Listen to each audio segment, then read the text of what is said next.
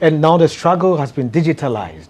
It's online. We have all these movements online and everything like that. Is it the same for education? Are African Americans taught all these history that you know, which you've read from books? Is that the same thing going on out there? Well, when you look at formal education and how most people are taught history and where most people get the basis of their information from, it's from public school. If you look at the public school system in the United States, if you look at the public school system in Europe, in Asia, in South America, in Africa, nobody teaches history from an African-centered perspective, or nobody teaches history from an African-empowered perspective. There is no curriculum in the world internationally recognized in any institution, most of them outside of some Black history departments and some HBCUs and private institutions, that talk about Africa as a cradle of civilization, that address the stories of African antiquity.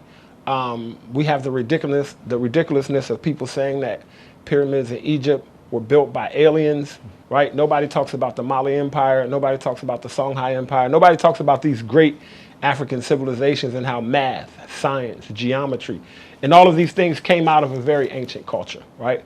So the same in America. Most people who are educated formally, they do not receive an education that talks about the history of African people beyond enslavement. So you start learning about your roots at slavery. You watch the movie Roots. You learn that in 1619, Black people, you learn that you were slaves and then you got free, right? And I don't even like to say slaves, I'd rather say enslaved, right? But so that hasn't changed, and I don't think that's going to change.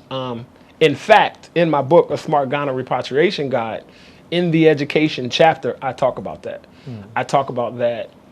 I think that all education has a fallacy in its foundation until it begins to recognize Africa as the cradle of civilization and starts from the beginning. Yeah. Right? And it's a fact. It's not my opinion. It's not, you can debate it all you want, but you're not debating me. You're debating time and history.